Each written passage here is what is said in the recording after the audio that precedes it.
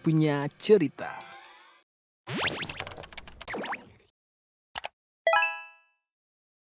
Peringatan, animasi ini dibuat dengan tujuan sharing pengalaman pribadi sang pengirim cerita. Dimohon untuk menghargai cerita tanpa menyudutkan beberapa pihak. Selamat menonton.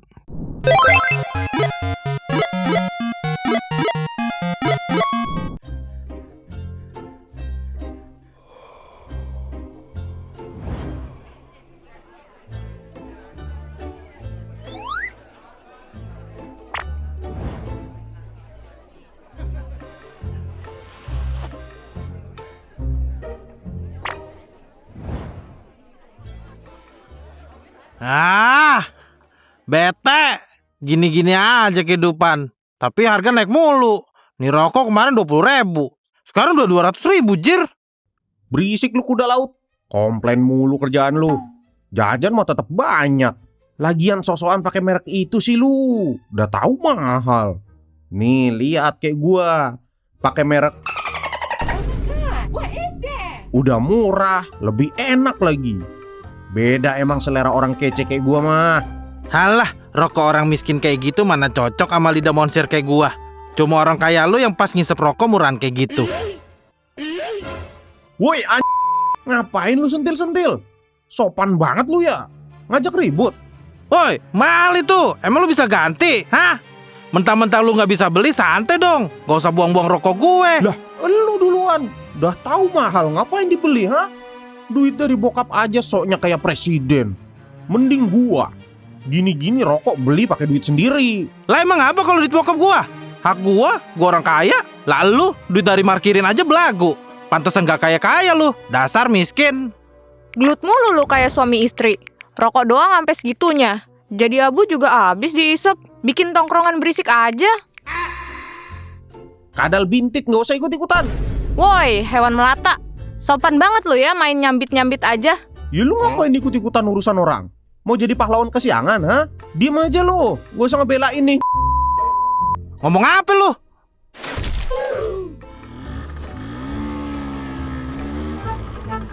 Bocah-bocah brengsek. Gitu aja ke bawah suasana sampai gebugin orang. Lah, gua kan udah bener, Jir. Udah tahu rokoknya mahal. Ngapain dibeli? Kalau emang gak bisa beli yang itu kan bisa beli yang murah. Sosokan banget sih Farid. Si Dara juga. Ngapain sih ikut-ikutan urusan orang? Emangnya dia mak kita apa? Syukur-syukur masih gua kasih nongkrong di sono lu. Ceming-ceming lu.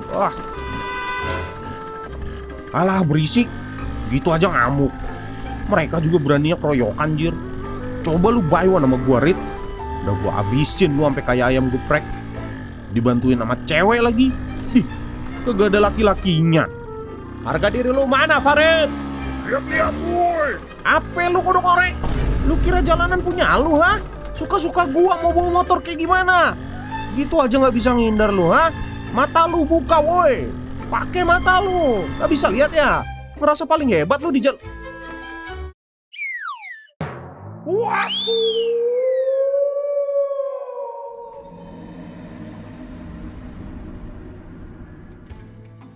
Jadi gitu ceritanya teman-teman. Sampai jumpa di cerita GPC selanjutnya. Ya enggak lah. Baru juga mulai. Ya kurang lebih begitulah kelakuan gue di masa itu. Hasan muda yang marah pada dunia. Seperti halnya remaja-remaja pada umumnya, gue ngerebel di umur itu. Ngelakuin hal-hal yang nggak bener dan nggak nurut sama kata-kata dari bonyok. Pokoknya semua suka-suka gue dah. Keseharian gue dikelilingi oleh orang-orang yang sama kayak gue. Seperti kata pepatah, burung bertengger sama akan terbang sama. Teman-teman gue juga kurlep ngerebel kayak gue. Alhasil seperti yang kalian lihat tadi, dikit-dikit gue gelut, dikit-dikit gue nyari masalah, bikin kekacauan di mana-mana dah. Well, pada hari itu gue kecelakaan. Dan rentetan hal yang terjadi setelah gue kecelakaan menjadi trigger buat gue digivolve ke gue yang sekarang. Insya Allah brother, di bulan yang suci ini gue akan menemani kelaparan dan kehausan kalian dengan kisah hidup gue.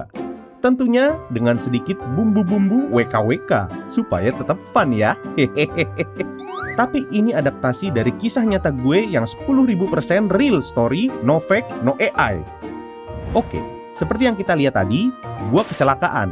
Dan beberapa hari kemudian, gue terbangun di rumah sakit.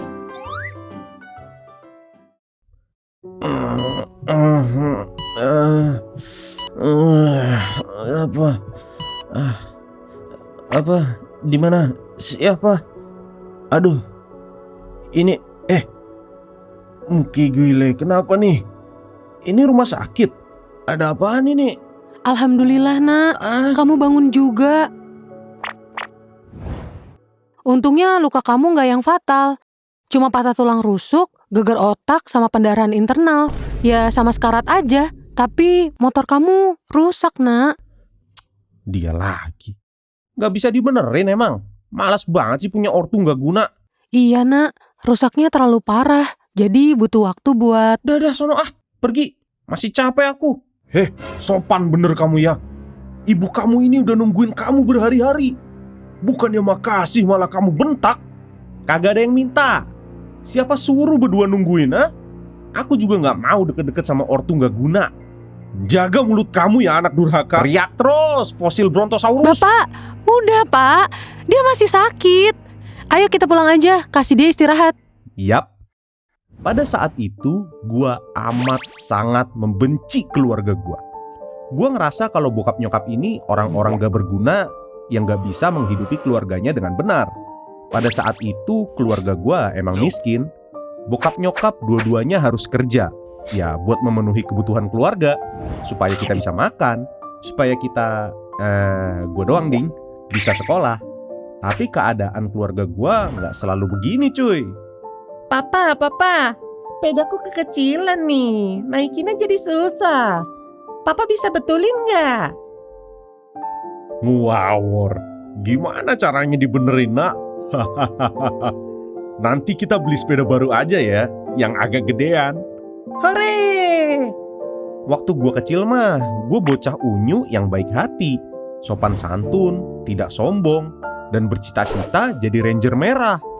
Waktu itu keluarga gua masih harmonis. Bokap masih punya pendapatan yang cukup dan stabil. Jadi nyokap bisa 100% fokus ke gua dan ngurus rumah. Alhasil, gua diguyur dengan perhatian yang cukup dan dididik dengan baik.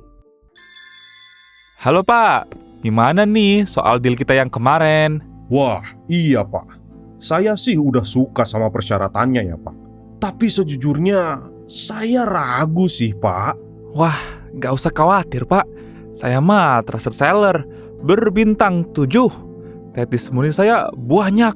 Gak usah ragu deh kalau sama saya Pak. Gak bakal ada tipu-tipu klub. Sumpah, cius. Bill Gates aja nih, dealan sama saya langsung tajir melintir ke pintir Pak. Justru kalau deal ini batal, waduh, yang rugi besar itu Bapak. Iya sih. Kayaknya bakal nguntungin banget. Oke deh. Kalau gitu, sini saya tanda tanganin suratnya. Silahkan Pak di sini. Yap, seperti yang kalian lihat. Kalau nggak salah, sebelum gua SMP deh. Antara SD kelas 5 atau 6 gitu. Bokap gua ditipu sama oknum kunyi. Astagfirullah. Nggak boleh mengumpat ya guys. Karena ini, bokap kehilangan pekerjaannya dan terlilit hutang yang nggak kecil jumlahnya. Akhirnya, mau nggak mau, bokap memutuskan jual aset dan menyeret gua dan nyokap ke rumah baru, kehidupan baru, kehidupan yang jauh lebih pahit. Bokap nggak lama nganggur sebenarnya, karena beliau ini emang fighter yang akan berjuang untuk keluarganya. Tapi sayangnya, pada saat itu kerjaan bokap nggak menutupi kebutuhan keluarga kita. So, want or no want, nyokap gua juga kerja supaya kita bisa menyambung hidup. Pada saat itu, gua yang udah terbiasa dibanjiri perhatian nyokap dan bokap pas mereka di rumah, jadi merasa diacuhkan.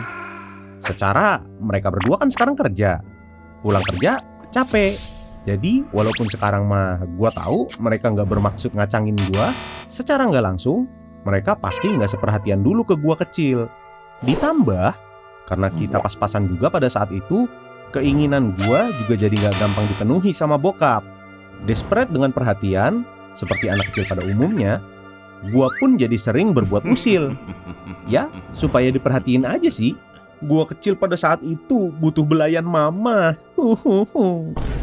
Beberapa waktu berlalu dengan keusilan caper gua yang terus meningkat volume dan intensitasnya. Sampai di momen saat gua SMP, ada kejadian yang merubah persepsi gua, ke keadaan gua, ke orang tua gua, dan ke dunia.